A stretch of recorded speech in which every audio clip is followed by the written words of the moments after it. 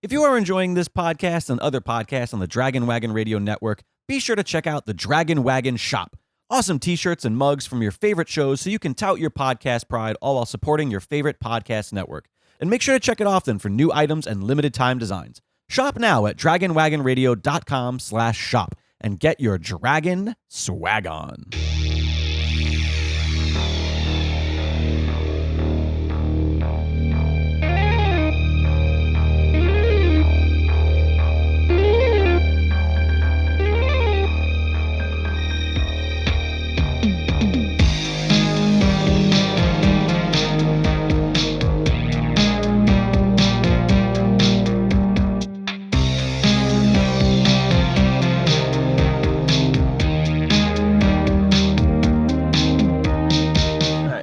Okay.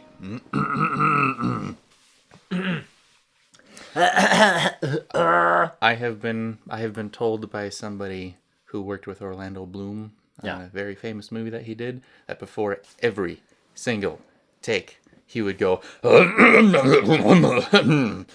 like ad infinitum, just to that's how he kind of like got ready for roles. Well, now that I've spent a couple seasons of TV worth of being on set, I can confirm that's the majority of actors. Really? Yeah. I have not noticed that. There's a vast amount of actors who before a take will just kind of do. I mean, it's a theatrical thing. I think they get the training where they're in a theater setting where they're like, kind of like people warming up to sing choir or something. Right. And of course, if you have to clear your throat, I understand that.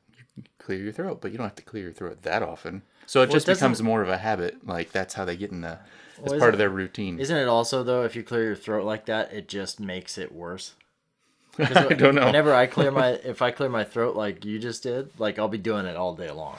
Like, it just kind of like, it scratches your throat, and then you can't quite, like, what is it really doing? It's better to, like, vocalize, like, What if you got a big loogie? You got to get rid of that stuff. Well, maybe you shouldn't be acting. Yep, that's true. What are we looking at here? I wanted to show you my big car spreadsheet. I have been researching buying a new car for literally years now, and I just have been adding more and more vehicles to the thing. I get the Consumer Reports car issue every year, add up all this stuff. I look at reviews online, and I've narrowed it down to 3 cars I'm looking at. I'm looking at an electric car, which you have recently bought yourself. Would you like to tell everybody what you have? I got a Tesla Model 3, which I did not see on your list. Yeah, because I can't afford that shit, man.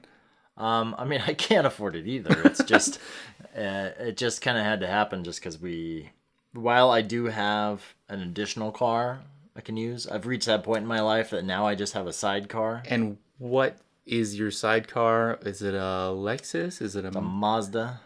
Oh, you're just talking about the Mazda. Don't you have an Audi? I do, but that's Orla's Rich car now. fuck.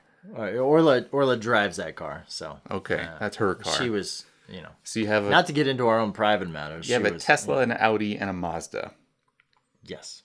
You are the 1%. I am not the 1%. But yeah, I have a Tesla now. So now I no longer have to pay for gas. Now I just have to pay for electric bills and stuff. Which I hear is only like, it increases the power bill $30 a month or so if you're driving it every day. That's like nothing. That's one tank of gas. I mean, I've had to charge it once a week. And since I'm a newer Tesla buyer, like you can't get free supercharging. I think all the old cars used to have free supercharging. I think they were trying to push them so hard that was like a benefit when you bought the Model S when they first came out, or the Roadster. And you'd get like 2 years of free charging. Well, another friend of ours, Tyler Nelson, just bought a Tesla. And he used my referral code, and so now we both get free. It's like 1,000 free miles, which is really, if you boil it down, like $50. Okay. This episode brought to you by Tesla. But you can give your Thanks. referral code at the end. Thanks, Elon. So, okay, so I see you've got a couple different makes and models, and then at the bottom you've got 1982 worst car. This is just to create the bottom reference, like the worst thing on this spreadsheet so I can rank every column Okay. by a certain thing. It's just fake numbers. It's not actually a real car. It's just a really bad like reference imaginary car. But I wanted you to see the a pretty big intense like Excel spreadsheet. This is not even anything. This is just my top 9 right here, and I got 3 highlighted. I made a separate one just using U.S. News car reviews because they have like a different. Can we take a picture of this and put it on our Twitter? Yeah, sure. I mean, just because I feel like people. But you may want to take a picture of the next one. Okay. Go ahead, take a picture. Let's see the next one. This is the big list. Oh Jesus.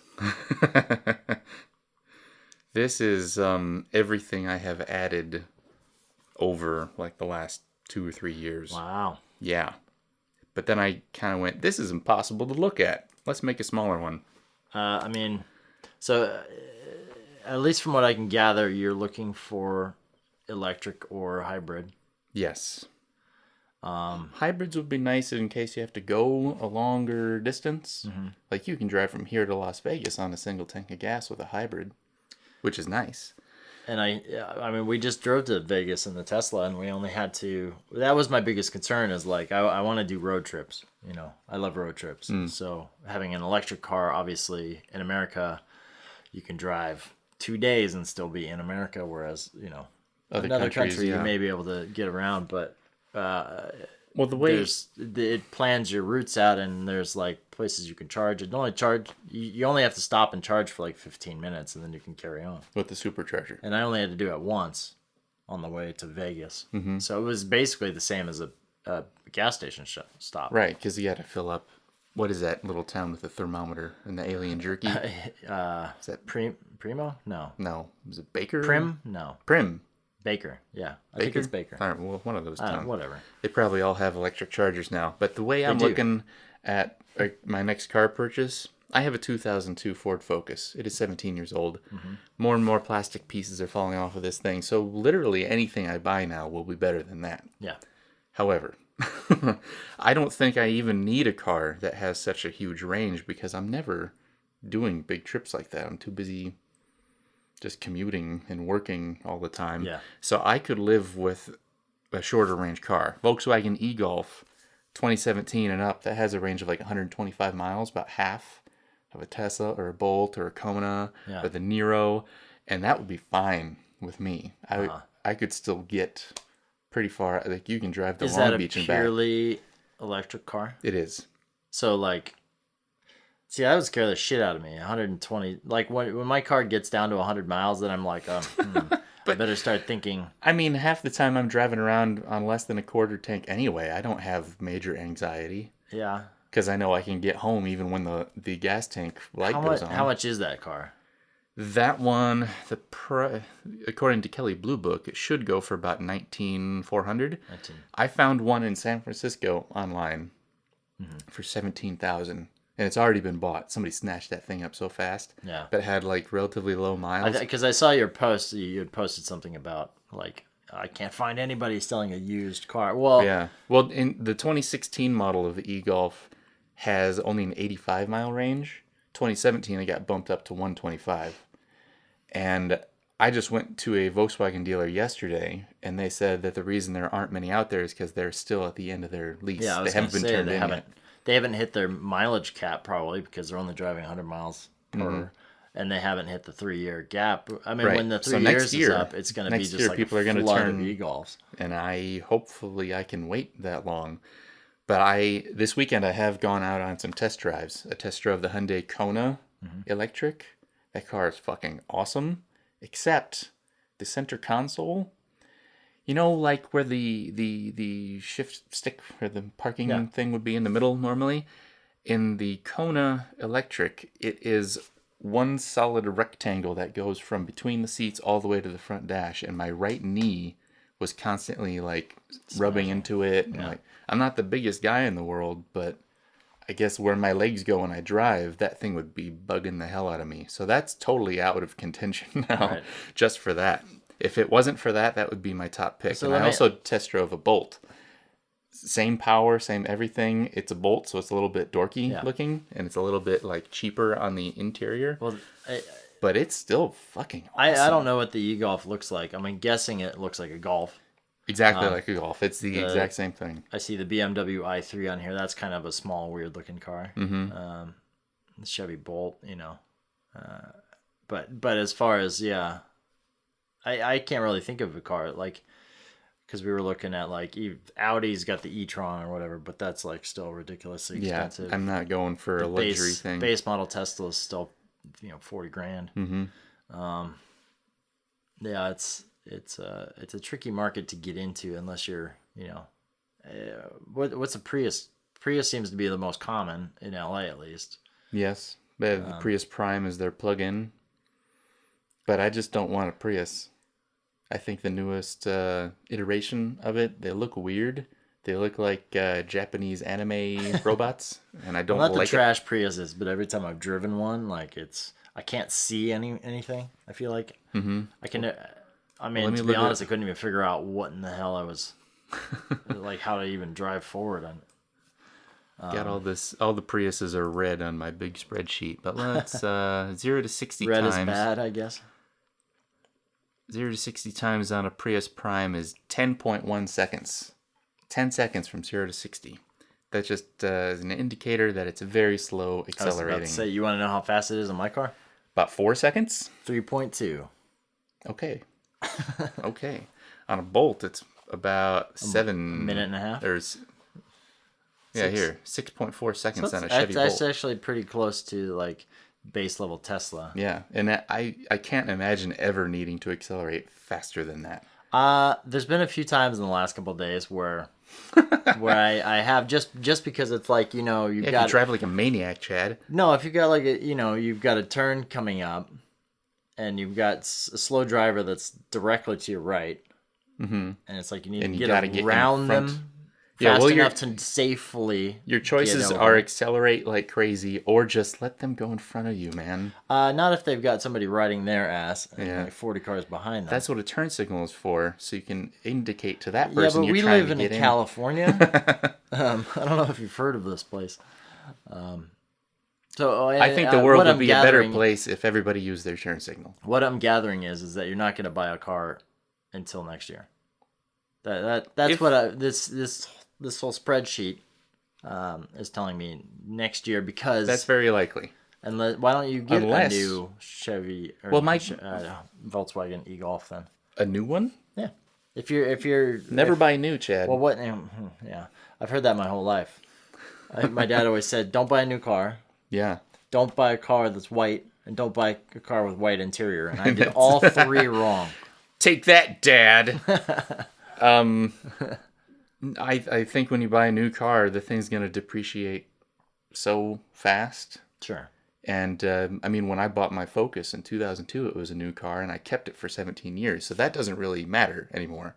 If you're going to keep it forever, I guess the depreciation doesn't matter. But I think if you get a car that's 2 or 3 years old, you can get such a better deal. You can pay half as much as a new car. Sure. Sometimes. Now, the electric cars are different because their value stays up because everybody wants electric these days. Right. And if they can afford it, they'll get a used electric car. So the value is still staying up. Hopefully your Tesla will not depreciate. Well, I also decided to spend the extra money for the performance model just because they're rarer, and I figured it would depreciate less. One day when the Tesla Corporation explodes. Yeah, which could be any day according to Fox News. It'll be a collector's item. Yeah. But here's my question for you. Sure. Obviously, you haven't required any repairs yet, right? Or have you? No.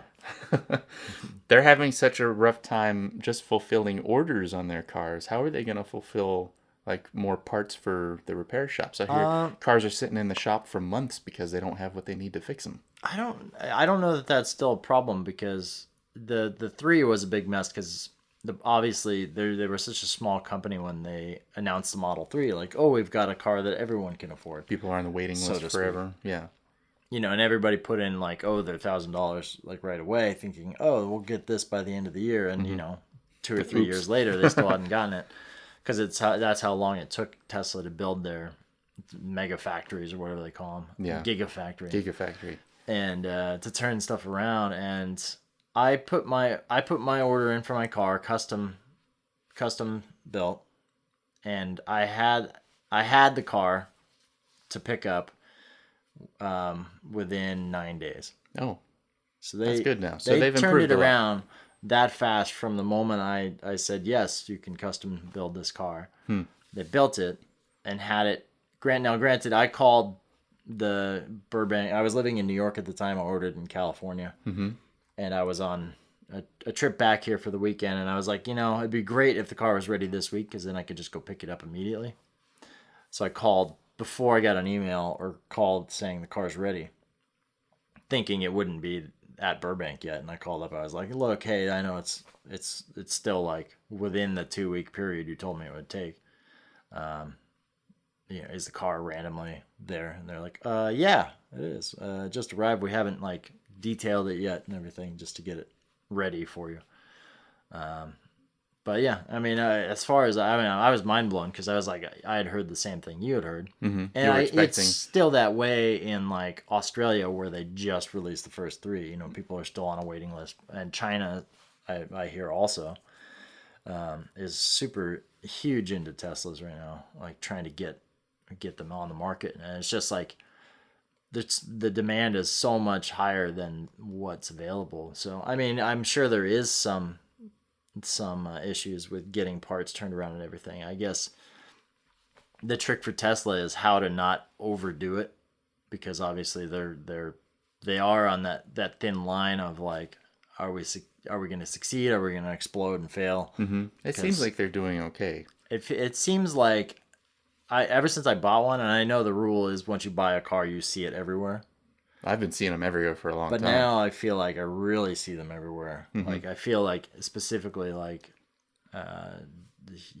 even just like the white model that I got. Like I feel like I never saw them before. I feel like I saw the Model 3, the Model S, the other model, around town. But now I'm feeling like I'm really seeing them everywhere. Well, people are now that they're fulfilling orders for the 3. Yeah, I think the sightings have exploded. I work in West Hollywood, and I have to drive through Beverly Hills to get there, and there's one out of every 7 cars on the road is a Model 3. Is electric. I mean, yeah, that too.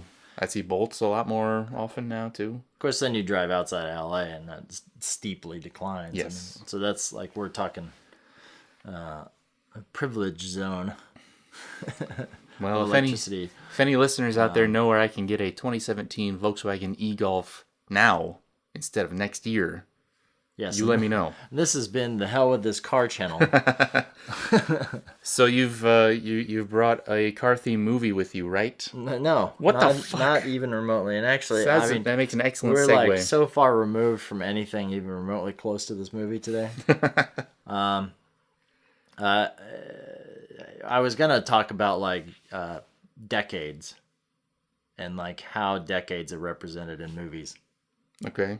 Because and I feel like we touched on this a little bit a couple weeks ago, like how like the 80s is a very distinct style of movie, I would say, and but like a distinct decade of like very unique.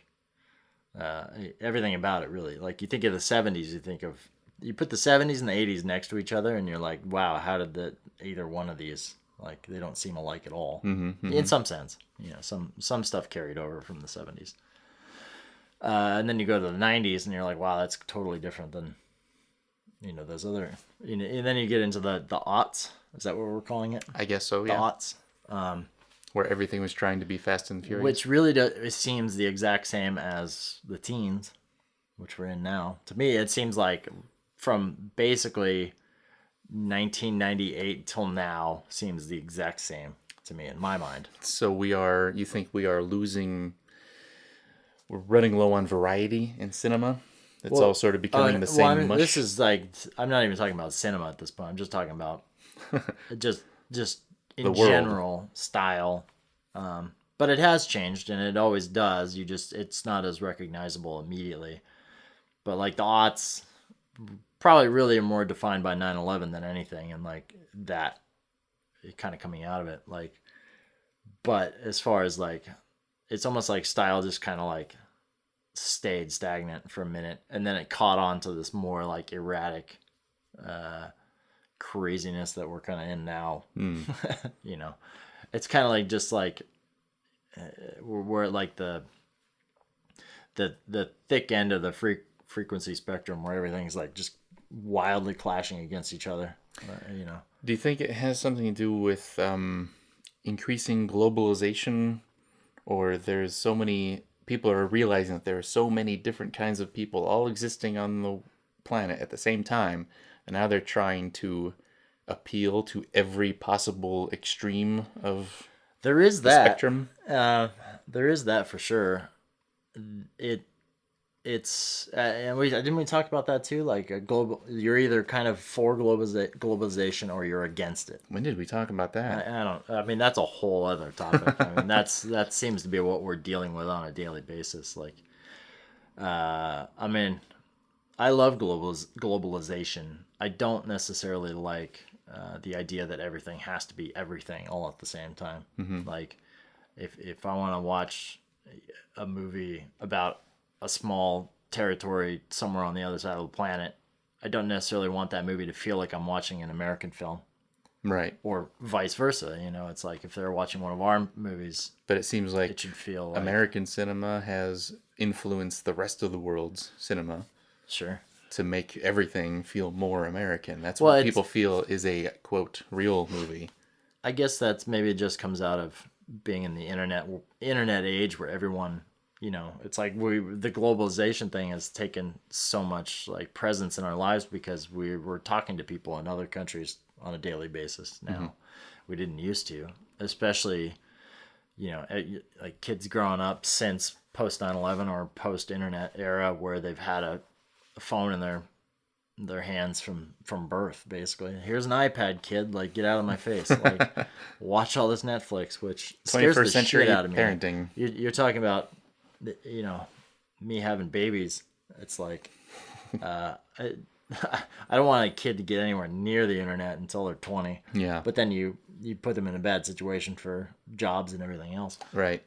I decided a long time ago, before I was in a relationship or a serious relationship, and I've decided since I don't even want kids, but if I was ever going to have a kid, no video games and which is funny, very little screen time. Think about how much that defined our lives. Yeah, well, it wasn't a positive thing, I think. Sure. Look at you now. Yeah, look at me now. Terrible excuse of a human. Total waste of energy and human potential sitting in front of a screen playing video games.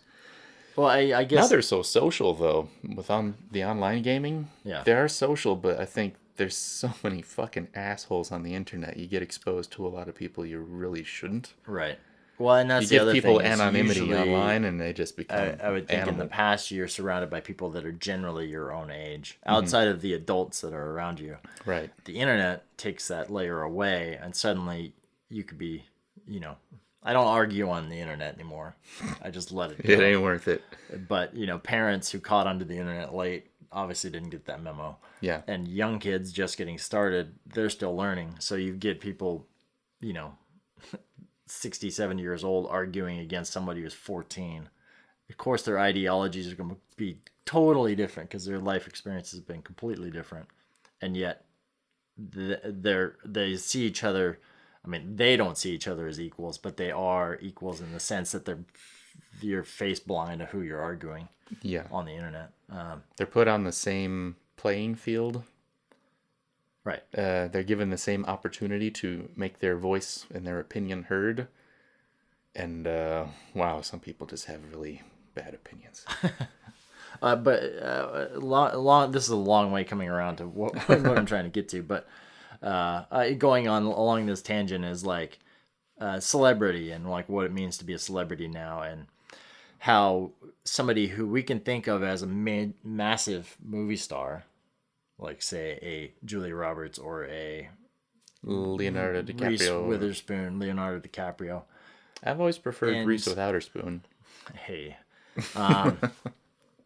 those people can have an Instagram account and they're followed by 500,000 to 1 or 2 million, right? Right. But then you have millennial celebrities or post-millennial celebrities who have 20 or 30 million What the fuck followers. is post-millennial? And are those like 10-year-olds?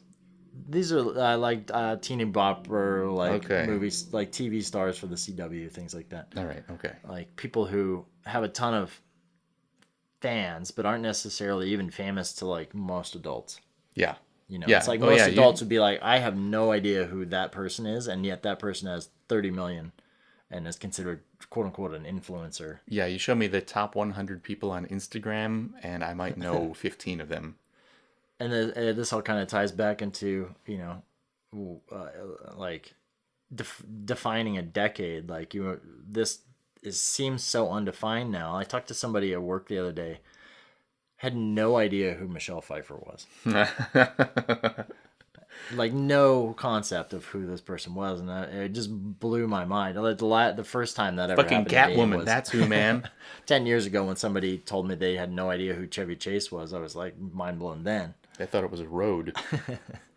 Well, I guess that's part of also getting old, but at the same time, it kind of it showed me that this person who loves movies had no idea who this major movie star was. And that's sort of the Chevy Chase one is sort of funny because he was still on Community for years. Well, very popular. Well, that was after. I think Community came up after. Okay.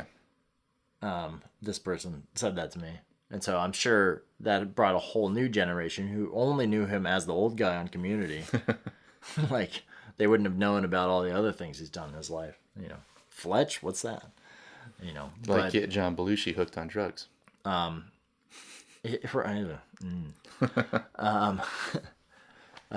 don't even know if that's a thing, but I'm not gonna. All right, okay, all right. Let's cut that out. Yeah, no, I'm leaving that in. Great. Anyway, I guess it's interesting when a movie that's made now looks back at an era, casts young people in it who don't even understand, who probably are so removed that they wouldn't understand that era. The nostalgia thing we're going through is Stranger Things, and sure, Jonah Hill made a movie I wondered called about Mid-90s. that at the same time too, especially with Stranger Things. You know, you got these kids playing D&D, which is still a thing. Yeah, still exists in the same form essentially. And I'm sure now that they've been turned on to it, they probably play it.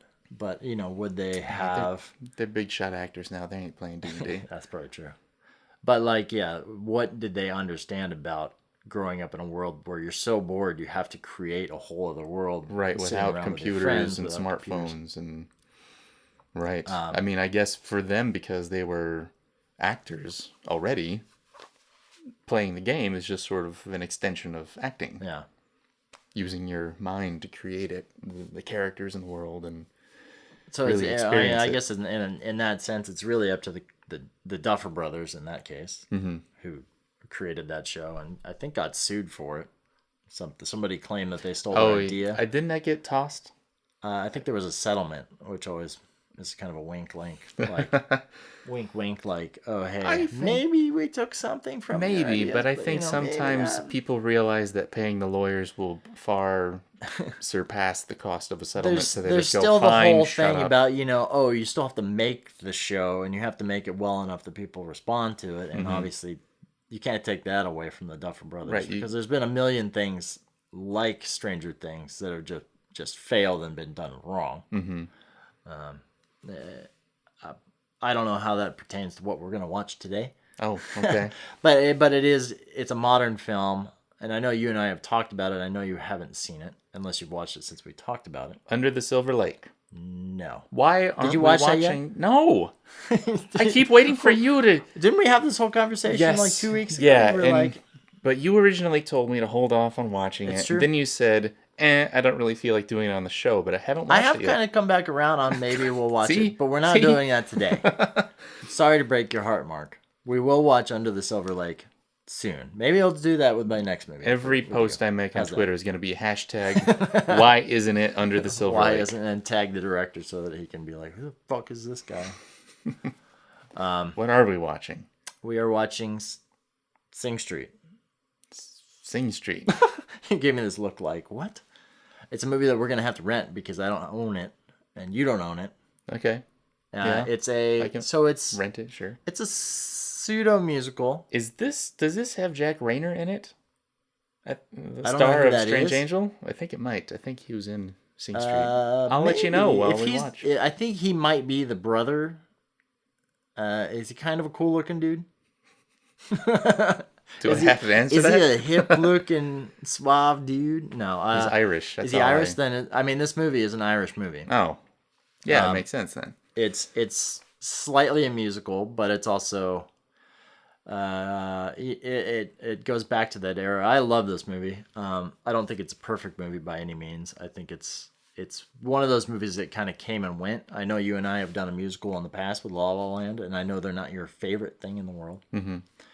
I don't know that I'd call it a musical because usually it's tied into what they're doing. But it's music centric. It's music centric. It's comedy. But it's a lot of actors playing these roles in the 80s. I think it's the 80s, maybe late 70s. Was it made in the teens or the aughts? It was made only like 2 or 3 years ago. I think it was 2017, 2016, something like that. I'm honestly, I'll have to look after we come back. I'll look and see who directed it because it's somebody who has made a film or two that I like. I think I could be talking out of my ass, but we never do that here. I think you'll like it. I mean, maybe you won't. I don't know. I think it's just an enjoyable film with some twists and turns to it. But yeah, I don't know what else to tell you about it other than maybe you'll enjoy it. Great. Sounds like exactly the kind of movie we're supposed to watch here. Exactly. Finally, right? What have we been doing all this time? Going back to last week's film, 2 weeks ago's film, Cutter's Way. I did buy it on Blu-ray. High five, dude. Yeah. So now I took that away from one of those 3,000 people that could have bought that limited Blu-ray. Did you just do it to be an asshole? Twilight Time, our new sponsors. I wish. It should be. I'd like to have a sponsor. Anyway, yeah. What do you expect? Have you heard of this movie? I've heard of the movie, and I hear that it's music centric, and I hear that Jack Reynor is in it, but I don't know plot wise what it's about. I don't know really what to expect. I didn't know it was set in the 80s. Okay. It's yeah, this is gonna be pretty much all new for me. When we come back, we can kind of talk about what I feel is like its flaws, if it has any, and it does. Like, so negative. You only want to talk about the flaws. Well, all right. Let's play that trailer. Your mother and I really are under a lot of pressure at the moment. We had a look at our accounts and... We're taking you out of school. We're not taking you out of school, we're transferring you. You'll be new then. What's your name? Connor Lawler. Shut up! We have a black shoe policy here, Mr. Lawler. They're brown, they're quite sensible. They're not black. Who knows what this new prison will do for you? This is your time. You see, it's beautiful. How come you're not in school? I'm a model. Cool. Do you want to be in a video for my band? So if you're in a band, sing me a song. Take on me. We need to form a band. What? Connor's putting a band together. Oh, good Jesus. You'd play every instrument known to mankind. Probably. Show 'em.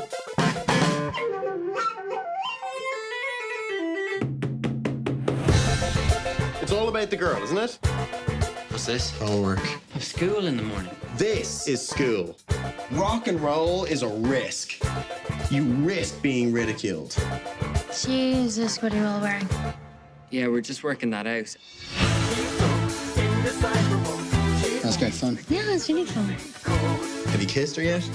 She's got a boyfriend. Pulled off in his car, music blaring. What was he listening to? Genesis. No woman can truly love a man who listens to Phil Collins. So the guy with the car. It's complicated. As long as you're happy. You are truly on a hero's journey. Are you up to that? I think she's just an amazing human being. Think big, Connor. End of term disco at the school hall. I say we ask if we can play there. It's our first gig. It's gonna be amazing. I'll try and come. You have to come.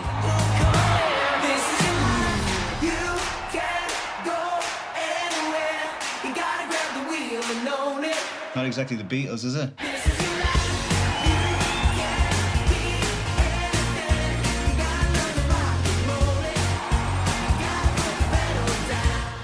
I actually love this band.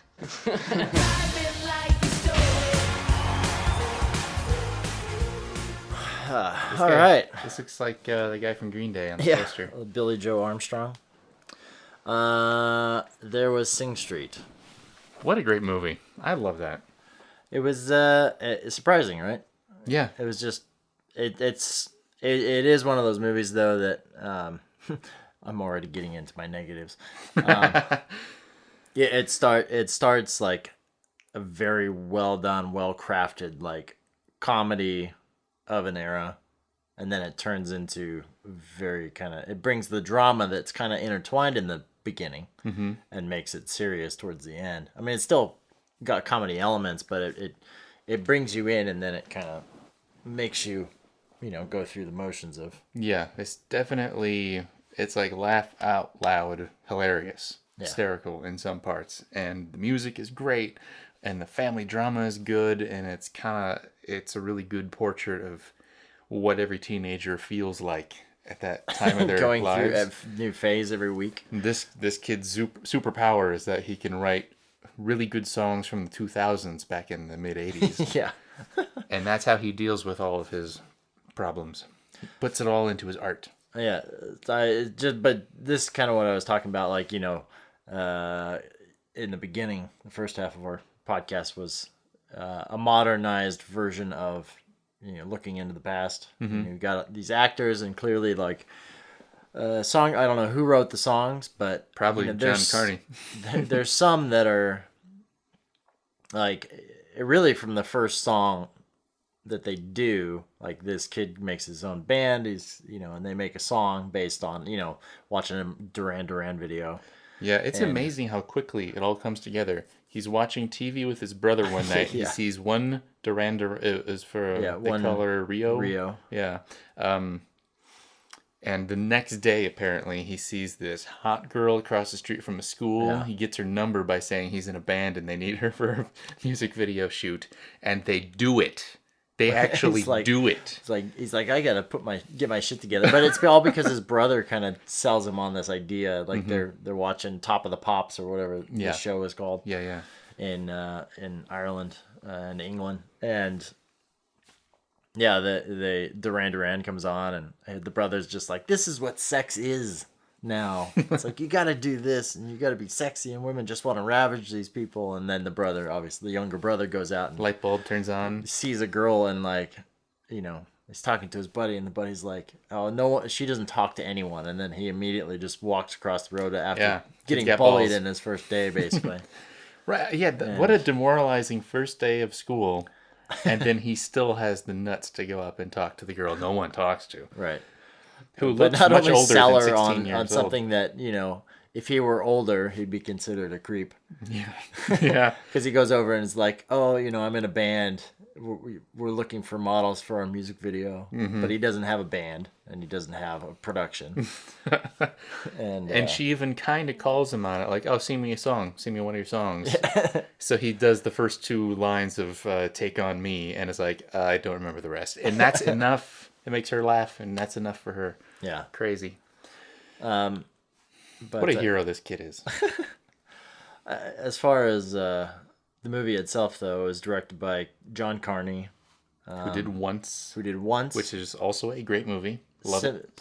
Similar. I never actually saw it all the way through just because No. I think it was shot on a Canon XL1. And at that time in my life, I didn't want to see another thing shot on a Canon XL1 on crappy mini DV video. But also Begin Again with Mark Ruffalo and Keira Knightley, which was a good movie. I enjoyed that one too. So I've seen actually everything but Once that he's done. But even these other ones? November Afternoon, Park and On the Edge? Never mind. I haven't seen half there's a this lot stuff. more. Who's Zonad? That's a good question. Or The Rafters. I never heard of most of these movies, but hey. Yeah, I don't know. I feel like this movie got a little underappreciated. I think the people who saw it really liked it, but I think yes, the fact that it was kind of like, I suppose it could be misconstrued as like a High School Musical type thing. Right. I mean, it is about a high school student, and it does have a bunch of semi-musical sequences, but that's really not what it is. It really is about his experience. It's a coming-of-age kind of a story, dealing with parents getting divorced and a older brother who's more of a dad than his real dad. And what was the brother's name? The actor that you Jack Reynor, and he is in Strange Angel. Mm-hmm. He was in one of the Transformers movies.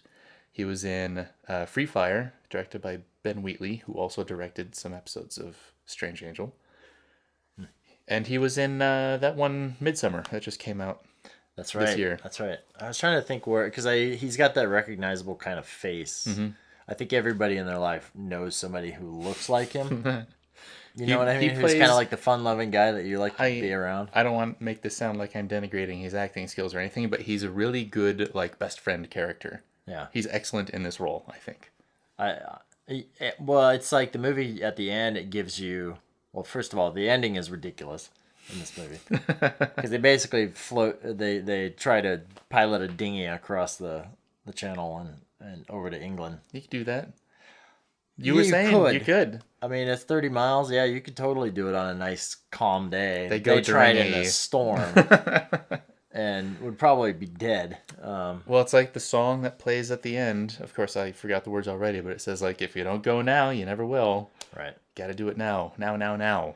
And it's all dedicated to brothers everywhere, which I don't think is necessarily obvious from watching the movie. I didn't feel like it was about brothers. I mean, there's a huge bond between their two characters, and obviously the younger brother's trying to become he's not consciously trying to become the older brother, but he's learning, and the older brother's trying to like help him succeed because he says, "You're floating in my wake," which they literally do at the end of the movie. Mm-hmm, mm-hmm.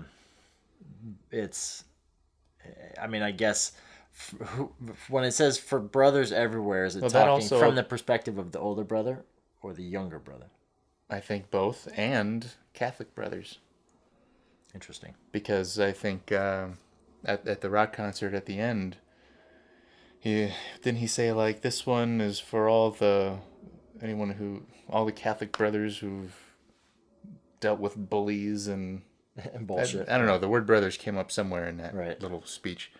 So I think it's sort of it's got multiple meanings. Right. And it's Irish, so it's obviously heavy duty Catholicism. Yes, steeped in the Dublin. Catholicism has sort of become part of modern life, the public schools over there, and right. I don't know if they're even now it's still pretty stringent over there. It's not loose but in the 80s it would have been pretty. Right, the guy who ran this school was into corporal punishment. Yeah. And there was that really weird scene where the kid comes in with makeup on, and the headmaster says, like, you gotta wash that off right away. You can use my bathroom if you want to. And our hero kind of goes, I gotta go to class, and he walks away down the hall because I think he didn't want to be in the headmaster's private bathroom at a Catholic school. I think he was trying to say something there. Do you think they were saying that something shady would have gone down? There was nothing else. I mean, it's still something shady still did go on in the bathroom when he took the kid's head, drowns him, stuck it underwater, and scrubbed his face with soap. Yeah, that was a pretty hardcore scene too. Like, you got to stick your actor's head. It was in there. It was down it's like in the water. Hard metal faucet in there too. Yeah, there were no other hints or anything that the guy was a pederast or anything like that. I think it was just trying to make a subtle side comment about the state of Catholic schools. It honestly seemed like, especially being in the 80s where you still have issues with the IRA and everything, and it honestly seemed a little loose around the edges, the school, because the school was had rowdy kids, being rowdy while the teacher, and nobody would stop while the teacher is up there teaching French, right, or Latin, or whatever he was supposed to be teaching. He was teaching, and they're kind of letting the kids go nuts, but occasionally, the they would like settle down and. Mm-hmm. I'm kind of surprised that this movie didn't focus more on how tough school was. Yeah.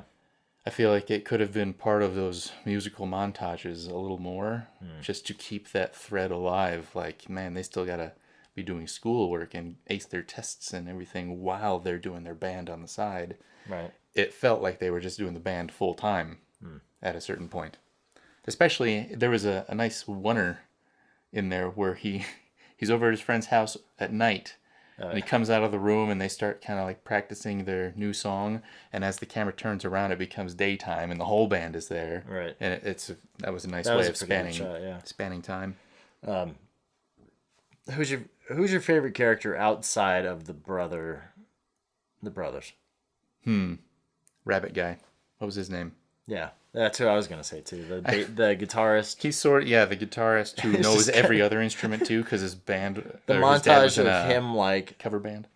When you first meet him, it's very Napoleon Dynamite. Like, a montage of every instrument that he can flutes play, and drums and keyboards and all tom toms, all this stuff he's got from his dad's band. It keeps cutting back to the main character, like trying to get a word in, and then it cuts back to the guy, and he's already playing a new instrument. Didn't he have a xylophone at one point?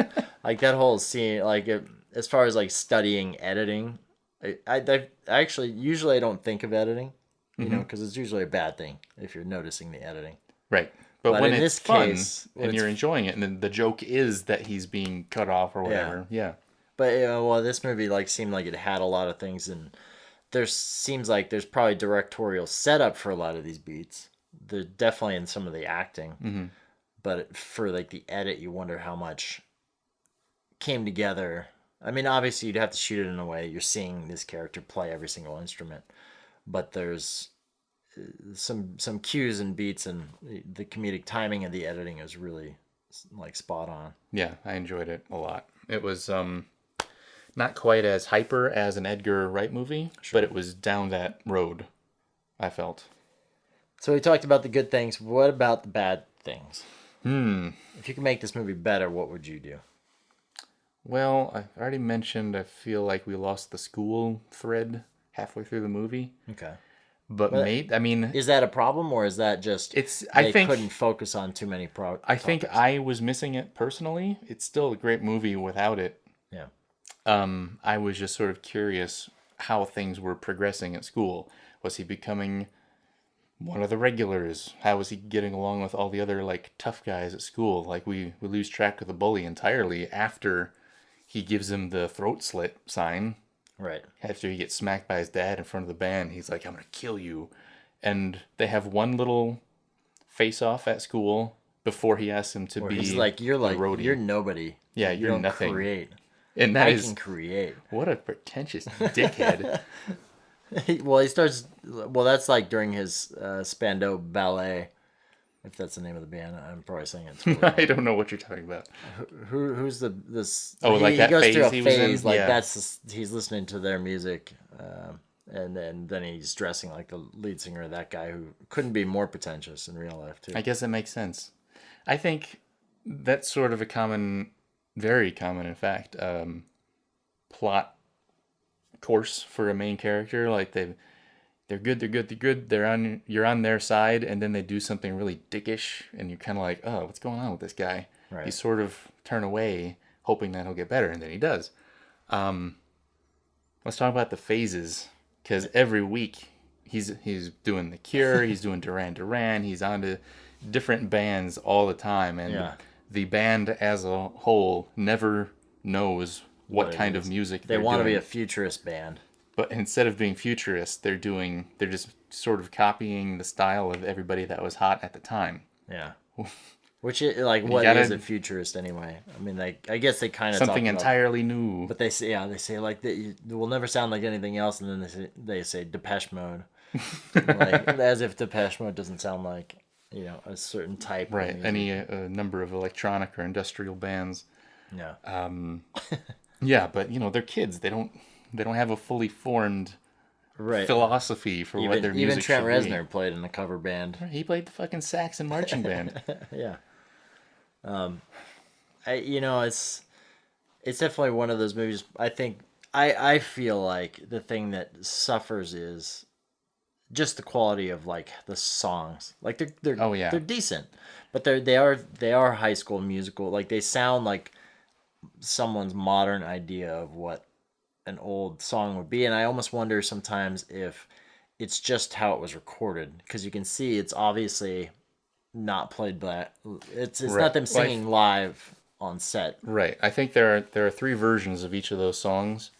There's what they were doing live on set, and that is obviously the most real. Like when it shows them practicing this their first time together, and everybody's really horrible. Clearly that was live, and they were just told to be bad. And amazingly, it was still better than I could ever do at karaoke. Sure. And then they have the pre-record of them in that space. Mm-hmm. And then they have the fully produced version that we hear coming through, like all 6 channels, like the album version of that song, the idealized version. Right. And it's somewhere along the way in each of the songs, it goes from like that, from the live to the pre-record to the fully realized ultimate mix of the song.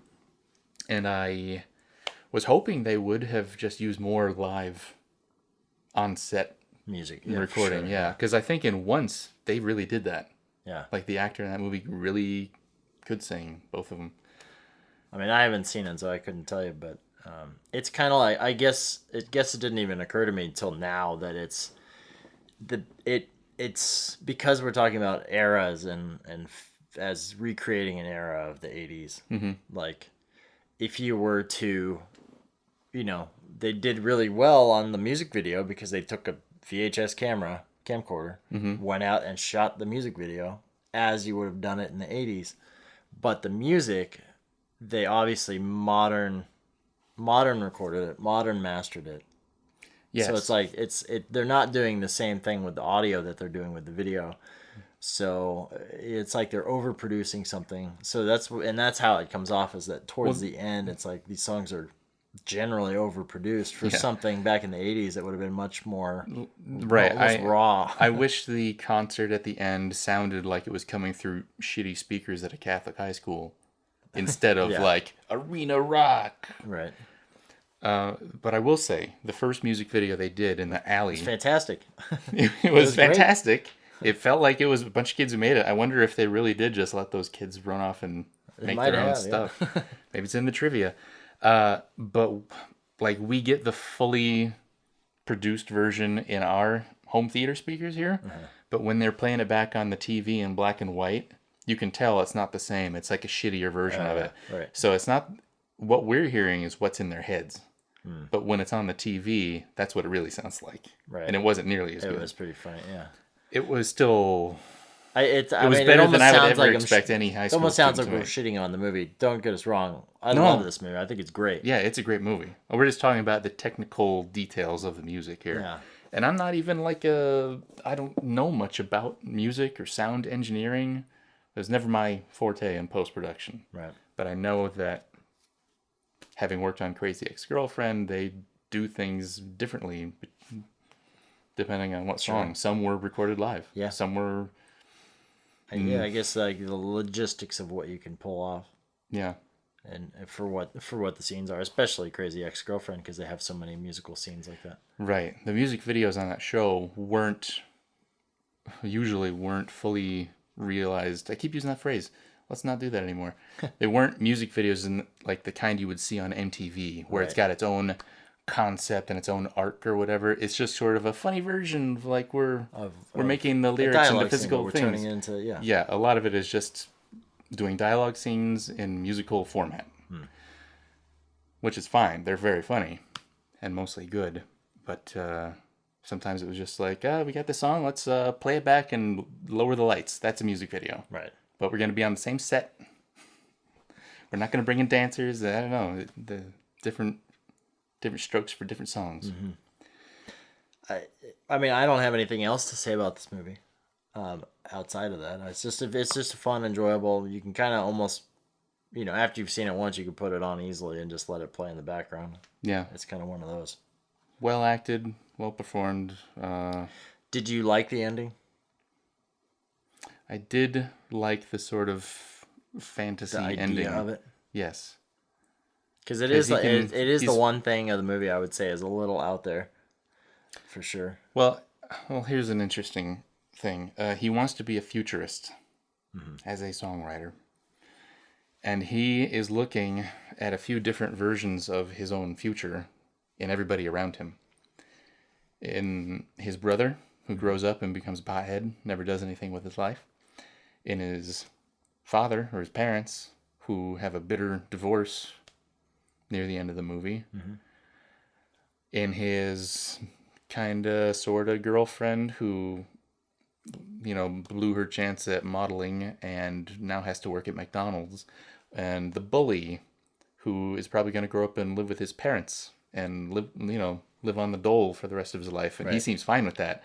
He sees all these other people and he doesn't want that future. Right. So he's got to leave to forge his own path. He's doing the thing that no one else ever did. Obviously, not no one, but everyone in his family stayed in Ireland. Right. Now he's leaving, and this is the way he can actually do something new without any sense of nostalgia. So I think that really comes together thematically for me. Is the sequel to this movie them living on the street, basically getting a nickel for a hand job? Maybe the sequel to this movie is Once. It could be. Because that's about a guy who's like busking homeless, and he comes up with this great song. And then the sequel to Once is Begin Again, which... Maybe, I don't know what that is. I don't even remember what the plot of that movie was, but I remember it was something like that. Yeah. I think they're all musical, ultimately. I like this movie in form and function and theme and story and plot and characters. I like everything about this movie. Okay, great. My complaints are so minor. I didn't expect you to.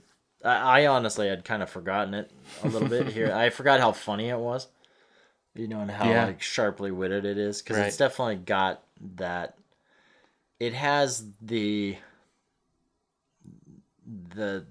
Irish, British, United Kingdom like flair to the humor, but not so much so that it's not. It feels like the kind of films like, say, Love Actually, or the ones that play really well to American audiences, not like Monty Python humor. It's not that. It's not like, super dry. It's not super dry, but it's funny in tone, and it actually honestly does feel kind of uplifting and kind of poppy in that sense, I guess, which I would say you don't usually get out of foreign films. But yeah, it was an enjoyable watch. Yeah, I would give this 8 out of 10 easily. Wow, excellent. 8 out of 10. You heard it here. It's 80% good, according to Mark. It just, when you hit 9, that's something else. It's another level of drama, and like the thing with this movie is that it can't really apply to my life anymore. That's true. But it's still a good story. Right. And I can appreciate the story. Have you seen anything else like this you can think of? Maybe Once, maybe Begin Again. So or one movie you haven't seen, one you have. Yeah, I'm trying to think. I don't know. I mean, not in the specifics, not about a kid who starts a band or anything like that. In Ireland, no less. No, but, the structure of it all is very familiar. I said he has a superpower. I wasn't kidding. It pretty much is a superhero movie without the action scenes. Instead, we get songs. He's such a ballsy kid that he doesn't exist, really. Is that because in real life, this kid might not exist because he does have balls? Right, yeah, I guess. I mean, in a sense, like he's the new kid who gets picked on and it has people punch him in the face. And doesn't fold. It's kind of wimpy in the first scenes, but then, like, the next scene and the same day, like, he's hitting on the model. Yeah, while he's got two black eyes, he's hitting on this girl. But no, I think if you were to compare this sort of superhero origin story to this, you'd see a lot of similarities. Yeah, okay, I guess. And now he's going off to save the world in a grander scale. Sure. If this is Superboy, he's going to go be Superman now. Right. Interesting. Coming of age. Well, you got anything to pitch this week? You're not a guest, but you don't pitch anything. We work too much. I don't pitch anything because I don't do anything. I work 50 hours a week, and then I do this on the weekends, and that's it. Well, I'm Chad Peter. I'm Mark Heiliger. You can find us both on Twitter and Instagram and all those new millennial tools. Yeah. Did you know that I am a millennial? I do, actually. That's crazy to me. I don't feel like a millennial. I'm outside of yours. Right. Zone. You're Gen... I'm a Xennial. Xennial? That's what they're called. Not a Zennial? Because that would rhyme with millennial. Zennial. I mean, I'd rather be a Xennial. Xennial sounds like you make a magazine. Well... Like an indie magazine. We make a podcast. Does that count? That is the modern equivalent to zines. Zines. Zens? All right, let's end this. All right. This has been The Hell With This. Bye.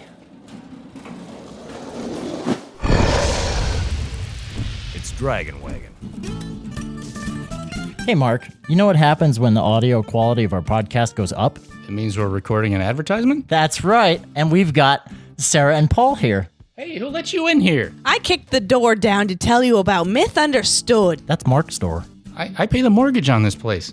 You better hear about Myth Understood because I get to learn a new myth every other week by my best friend and comedy partner, Paul Bianchi. I kind of like myths. What kind of stuff do you cover? We cover every Greek myth. Maybe in the future we'll discuss other things aside from Greek mythology once we do it all. Well, I'm going to get started right now. Where can I find the podcast? You get your ass online to Stitcher, iTunes, anywhere podcasts are, and you look up Myth Understood Podcast.